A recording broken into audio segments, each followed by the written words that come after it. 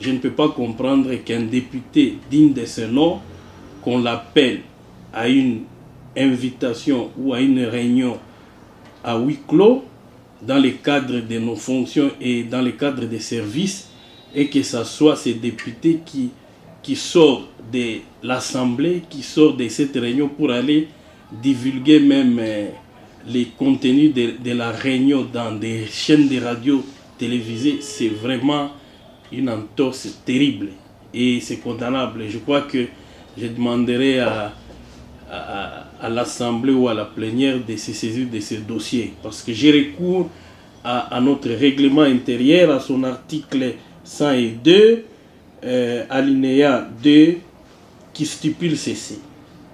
Les députés ont l'obligation de sauvegarder à tout moment l'honneur et la dignité de ses fonctions, ainsi que l'image des marques de l'Assemblée provinciale.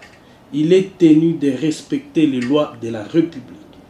Les députés se doivent respect mutuel, courtoisie et solidarité. Nous avons l'habitude de payer les gens électroniquement. Nous nous en tenons à ça.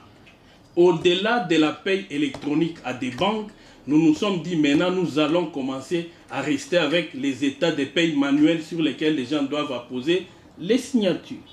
C'est comme ça que nous nous sommes dit nous devons quand même changer la façon des choses. Si par exemple il y a des problèmes à la banque et que les données électroniques se perdaient, nous devons quand même rester avec les états de paye en manuel, en dur. Parce qu'en cas de contrôle, nous pouvons exhiber ces états de paye-là. Voilà ce qu'il y a. Ce n'est pas dire que nous n'étions pas en ordre, nous voulons justifier des choses. Non. Tous les députés, là où il est et qu'il m'entende, il sait que chaque député est agent, tout le monde est payé à la banque et nous avons des relevés bancaires. Tout le monde a compris la quintessence de cette démarche. C'est une administration de routine que nous voulions faire. Parce qu'à l'époque, quand il n'y avait pas de banque, les gens percevaient l'argent comment? Ils percevaient sur les états de pays, ils apposaient leur signature. Aller chez les fonctionnaires, aller partout dans les institutions publiques, tout le monde appose sa signature avant de toucher quoi que ce soit. Je n'ai jamais disculpé Mouyej de détournements de plus de 300 millions de dollars. Je ne les disculperai jamais parce que je ne suis pas la justice. L'Assemblée provinciale s'est saisie du dossier parce que l'IGF a contrôlé. C'est l'IGF qui a vu qu'il y avait des détournements. Comment moi je pourrais les disculper? Moi je n'ai jamais dit que Mouyej n'a pas détourné. Je ne le dirai jamais. Mais quand vous lisez le rapport de l'IGF, il y a beaucoup de choses qu'on reproche au gouverneur déchu. Ça signifie que moi, Roy, même qu'Esther soit-il, je ne peux pas les disculper. Non et non, et je ne les ferai jamais. C'est faux. Notre collègue est à côté. Je ne sais pas s'il fait de la politique politicienne ou il fait une politique de haine parce que son mentor n'est plus là.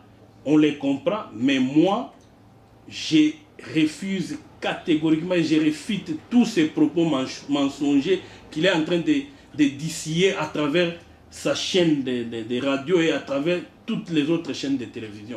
Nous disons au peuple qu'il fasse confiance à l'Assemblée provinciale, à l'exécutif, à Fifi Masuka, gouverneur intérimaire à cette époque, parce qu'il y a des choses qui se font. Moi, personnellement, j'ai obtenu de l'exécutif, il y aura beaucoup de changements dans notre province. On fera, je crois, des ponts, on est en train de construire des écoles, on est en train de construire des centres d'hôpitaux.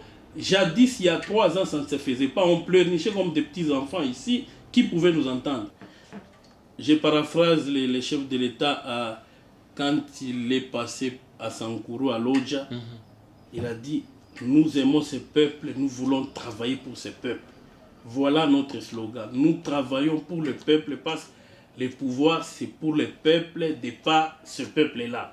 Nous avons l'amour et la volonté.